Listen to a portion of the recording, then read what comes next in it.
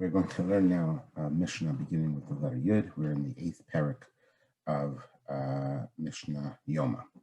Yom HaKippurim, there's the Yud. Yom HaKippurim, Asur Ba'achila B'Shtiyah, B'Rechitza, B'Sika, B'Milat HaSandal, B'Tashmish Hamita. So there are 5 or 6, depending upon how you count these, different prohibitions, different understand as afflictions that are relevant on Yom Kippur. That's not eating, that's not drinking, washing, anointing oneself, wearing leather shoes, and intimate relationships. The Bavli, interestingly enough, says there are 5, so it connects eating and drinking as one, which are probably the most severe, and they seem to be the most strongly connected on a direct level, and that will be relevant in just a moment. And it's because the expression of afflicting oneself appears 5 times in the Torah, so it suggests that there are 5 specific afflictions. Yerushalmi doesn't have this issue, doesn't quote those 5 times it appears, and therefore counts it as 6 separate afflictions, eating and drinking as separate, which has some practical halakhic ramifications in that when we talk about violating the prohibition, there is a measurement when you begin to actually violate it. And if you are eating and you have a small amount underneath the measurement, but then you have a additional amount that takes you above the prohibited measurement, so then you would have violated the command, and you combine together those 2 foods. What happens if you were eating a little bit less and then you drink a little bit less? Can you combine those 2 such that it would be prohibited? And then you have violated the commandment. So in the sense of the Yerushalmi, in the case of the Yerushalmi, where there are 2 separate prohibitions, no, you don't join them together. But in the case of the Bavli, in the case of the traditional understanding in the Babylonian Talmud, because eating and drinking have to be counted together, so then you would be able to merge those together as well. The real reason why I want to learn this Mishnah, however, is not for that aspect of the learning, but with that which comes next. V'hamelech v'hakala yichatzu et pneihem v'hechaya tin'ol et hasandal divrei Rabbi Eliezer v'chachamim mosrim. So a king and a bride is defined as within 30 days of her wedding. They are permitted. The question is, are they permitted or are they commanded? We'll have to look at that in a moment, to wash their face. They can wash their face, normally not allowed to wash on Yom Kippur, but the 2 of them, a king and a bride, have an exception. Hechaya is understood to be a woman who's just given birth. She's allowed to wear shoes. Presumably the floor is cold and uncomfortable, and she would be in pain if she had to walk around barefoot. So out of sensitivity for her, she is allowed to wear shoes. That says Rabbi Eliezer. The Chachamim forbid in all these instances these leniencies on Yom Kippur. The halacha is, according to Rabbi Eliezer, that the king and the bride, they are indeed allowed to wash their faces. Now, why are they permitted to wash their faces? So the king, if we look at the Bartanura, tzarich that a king has to look pleasant. He is there to inspire the people, and so therefore he has to look a certain way. And they quote Yeshayahu Bartanura quotes Yeshayahu to prove that. What's the reason for the bride? Tzaricha noi kedei lechevava et ba'ala, that she has to appear lovely, to arouse the love and appreciation of her new husband. Others point out that it's not so much that she does this to arouse the appreciation or the attraction of her husband, but rather that she might feel, because it's a new relationship, right? Certainly in times of old, the bride and the groom would not necessarily know each other so well, that she is in a vulnerable place, that her feelings might be hurt. She may be feeling self-conscious, and because of those feelings, those concerns, she's permitted to wash her face. What underlies this according to most of the sources, is this concept of kavod habriut, that there is a element of honor that one is obligated to a person. And this concept of kavod habriut, honoring or respecting creation, that permeates a whole series of halachot, so much so that it can cancel or push off different halachot. The source of this, there's maybe a few sources, but one of them certainly is the Gemara that speaks about if a person is wearing shatnez, prohibited mixture, and they're in the middle of the shuk marketplace, they find out that they're wearing shatnez, they have to take off their garments right away, even though this would be somewhat embarrassing to them. However, the rabbis then step forward and say, no, you try to get them to another place before they take off their clothes, kavod habriut, in order to protect their dignity. The rabbis challenge this in the Gemara and say, wait a second, this is a deraita, this is a Torah level law. We're not allowed to simply disengage. Shlomo HaMelech says there is no eitzah keneged Hashem, right? If God has commanded something, it's not a kindness, it's not wisdom to disobey it. That's the right thing to do.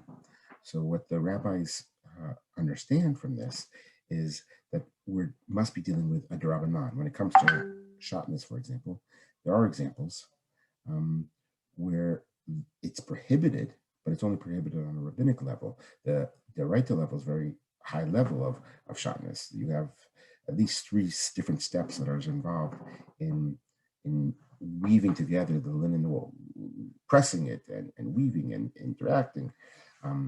And so that's on the Torah level. But in most cases, it will be only on a rabbinic level. And yes, protecting someone's dignity is enough to violate or overcome a law that is only on a rabbinic level. That's why there's a distinction perhaps between eating and drinking. You notice that the Mishnah in Yoma doesn't speak at all about eating and drinking, that there's somehow an exception for kavod habriut, but it only is the latter 3 where there seems to be an exception, and that's because it's the rabbis who had to interpret what exactly those afflictions are. There are some who say that those are also at d'oraita level, but they are learned out slightly differently, and so therefore also there's room to be lenient when it comes to the dignity of another person. This concept of kavod habriut exists elsewhere as well. There's a famous case of Rabbi Yochanan ben Zakkai, who explains the Torah prohibition or the Torah rules of if a thief steals a ox or if he steals a sheep, his punishment is different. He has to return 5 oxen if he stole an ox and only 4 sheep. Why the difference in the numbers? So Rabbi Yochanan ben Zakkai says, kavod habriut. What does it mean, kavod habriut, honoring the dignity of a person? Well, because a person who would have to return a sheep actually has to throw that sheep on his shoulder, and it's an embarrassment for him to do so. Whereas with the ox would walk by themselves. So in this instance, the Torah is more lenient to protect the honor. What's interesting, I think, about Rabbi Yochanan ben Zakkai's point, and this explains, I think, the question of why is it that we say kavod habriut? It is the honor deserving the creation, the creations, as opposed to, let's say, kavod adam, the dignity of man. Or you might even say kavod ben brit, someone who is part of the covenant of God, meaning a Jew. So it's clearly by saying kavod habriut, we're not talking just about Jews. This is an obligation to all all humans, but more than that. When we say briot, when we say it's creations, not just Adam, we hint that the reason why we owe this obligation of dignity is because the person is created in the image of God, B'Tselem Elokim. And so therefore, even if the person does something wrong, in this case of Rabbi Yochanan ben Zakkai, he's a criminal, he's stolen something, he's still owed a certain duty, not because who he is or what he does, that he's an Adam, that he somehow behaved properly or righteously. No, it's because he was simply created in the image of God. We owe an obligation. It's not just an obligation to another human being, it's an obligation to God. That's why elsewhere, for example, when the Torah says you have to remove a person who deserved a capital punishment and is being hanged on a tree. You remove that body right away. You don't allow it to be hanged overnight because of kavod habriut. So again, you see someone who is worthy of being killed even, but he still, at the same time, is worthy of kavod. Not because of what he did, but because of his relationship, his connection, being created in the image of God. I want to add one more point about kavod habriut. The details of this could go on and on because there's so many places where this concept enters into the halachic decision-making. In the 1800s, for example, in Tiberias, the chief rabbi commanded that there can only be 10 people at a Sheva Brachot meals. Why? Because the wealthy in that community were having much larger parties every single day, and it was an embarrassment to the poor who could not afford to have their own type of meals. And so he said, as a matter of kavod habriut, we have to limit. So there's a whole series of different places where this comes into practice. I mentioned that it pushes off a rabbinic, but not a deraita, but passively, it can even push off a deraita. For example, there's the Torah commandment to return lost objects. If, however, returning the lost object would be beneath your dignity, someone drops something, you're an older individual, and bending down or having to carry or deal with it would be beneath your dignity, you can passively avoid that Torah command even. The last point that I wanted to make is with regards to a Gemara in Brachot. So the Gemara in Brachot, oh, not this one.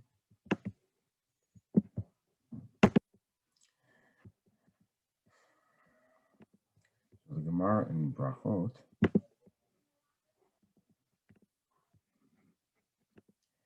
it's about Kriyat Shema. In Kriyat Shema, of course, you're not allowed to interrupt while you're saying Kriyat Shema, but there might be some exceptions. And you see that in Brachot, you are allowed, for example, between the prakim, Shoel mibnei hakavod u'meshiv, you're allowed to ask after someone out of honor. I'm sorry. So between the paragraphs, Shoel mibnei hakavod u'meshiv, you're allowed to ask and return if someone asks, how are you doing, out of honor. The emsa, Shoel mibnei yira u'meshiv, but if in the middle, you've already started in the Shema, Shoel, you can ask only out of fear, right? If someone walks in and it's a king that you would be fearful of, you're allowed to recognize them, ask how they're doing, and you can respond in that same regard, but only out of yira, because your kavana is required at a much higher level. Rabbi Yehuda Omer, however, Rabbi Yehuda disagrees. The emsa shoel mibnei hayira umeshiv mibnei hakavod. The prachim shoel mibnei hakavod umeshiv shalom b'kol adam. So he's more lenient. Between the paragraphs, you can ask out of kavod and you can respond actually to anyone. But emsa, by the way, would not be between Shema and Baruch Shem Kavod. There's no interruptions that are permitted. Actually, according to the Taz, this is what was happening with Yaakov and Yosef when they are reunited after so long, and they hug one another. And Rashi says that Yaakov was reciting Shema, and that's why he did not respond to Yosef, is because he is not permitted to respond. He must have been in this particular instance. But he says you can shoel mipnei hayira umeshiv mipnei hakavod. So the Chafetz Chaim has an interesting insight about asking how someone is doing, returning theirs. You have these three different levels. If you have an element of kavod for a person, an element of fear, yira of a person, or an element of just anyone. So here it seems that you are permitted to do these things. But the Chafetz Chaim says, in this instance, when it says that you are permitted, because kavod is so important, and it's not simply just a side point, but it is the fundamental way with which we're supposed to relate to all human beings. It's a positive command to do it, meaning if it's a permitted time to respond to someone, then you must respond or you must show el because of the kavod worthy of that individual. And perhaps we could say the same thing, therefore, about the instance of Yom Kippur, when it says that the king has to wash his face, or the king is permitted to wash his face, or similarly the kala, that does it become a command even? I wouldn't go that far. I don't think the Chafetz Chaim necessarily goes that far, but the principle behind it is the same, that kavod is an essential part of how we are supposed to relate to all